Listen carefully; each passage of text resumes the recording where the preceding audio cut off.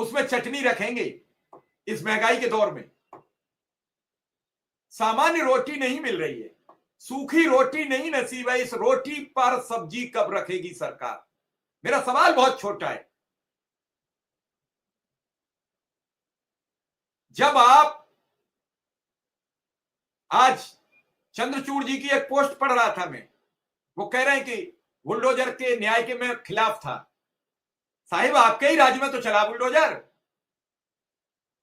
अब आप सेवानिवृत्त हो गए तो बता रहे हो, कह रहे हैं नेताओं का बड़ा दबाव होता है जजों पर।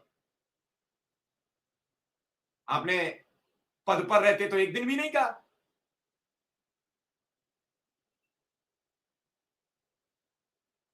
आप कह रहे हो कि न्याय की प्रक्रिया ताकतवर होनी चाहिए, आप पद पर रहे तो आपने एक दिन भी नहीं कहा। यही प्रक्रिया ताकतवर होती है जब आप इलाहाबाद हाई कोर्ट में चीफ जस्टिस होते हो, तब 1.5 लाख परिवारों की रोजी रोटी बर्बाद कर देते हो। यही प्रक्रिया थी ताकतवर। लोग सवाल नहीं करते। लोग सोचते हैं कि कोर्ट एक संवैधानिक संस्था है, संवैधानिक संस्था के खिलाफ बोलना ठीक नहीं होता। आपको मालूम है सर्विस मैटर में कभी भी सर्विस मैटर के पिटीशन को नुकसान नहीं होता है, कितना भी जज सोचने वाला और नेगेटिव पॉइंट का हो।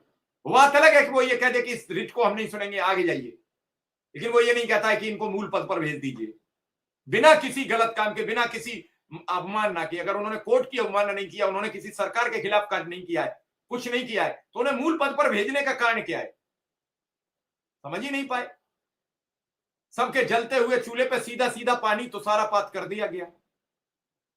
ले गए आग बुझाने वाली मशीन और 2 लाख परिवारों के चूल्हे पे सीधा पानी फैला दिया गया कि आग बंद, अब आपकी खाना नहीं बनेगा।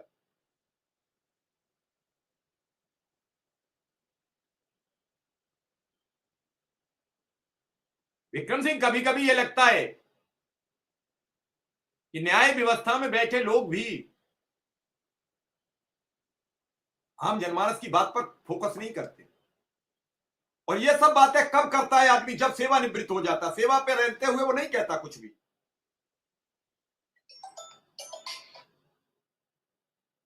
जी विक्रम सिंह, जरा बात करिए, एक फोन आ रहा है, मैं सुन लूं जरा। विक्रम सिंह सर, आज हमारी बात हो रही थी। एक हमारे मित्र हैं गोरखपुर के, अरुण कुमार पासवान जी, गोरखपुर में रहने वाले हैं और LIC में सेवा देते हैं। के कैसे स्थिति अच्छी हो इस पे काम करते हैं। उनसे शाम को बात हो रही थी।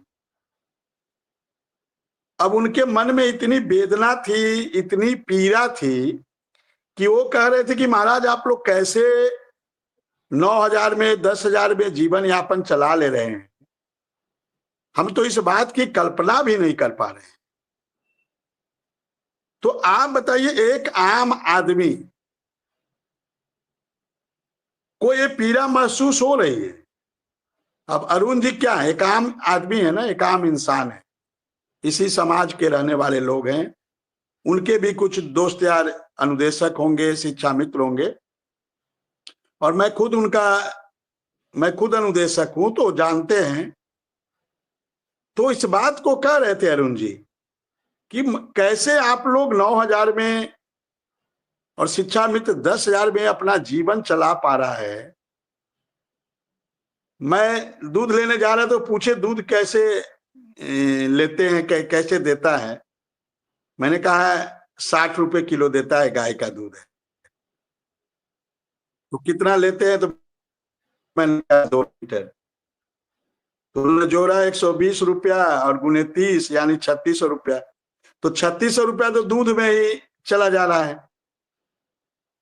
तो मतलब आप इससे समझ, लेकिन इस बात को जिसको समझना चाहिए, हालांकि समझती सरकार भी है, ऐसा नहीं है सरकार नहीं समझती। एक बार अभी लेकिन अभी आप कह रहे हैं ना कि विक्रम सिंह, अभी जब चंद्रचूड़ जी से मीडिया ने सवाल किया राम मंदिर के मामले को, वो मुलाकात हुए तो बोले, उन्होंने कहा कि मुझे कुछ रात में स्वप्न हुआ या भगवान के निर्देशानुसार मैंने फैसला कर दिया। तो क्या शिक्षा मित्रों को लेकर निर्देश आया भगवान का कि इन 1.5 लाख लोगों की रोजी रोटी मैट दो, इनका काम समाप्त कर दो? इनके परिवार को यतीम कर दो, किसने स्वप्न दिया?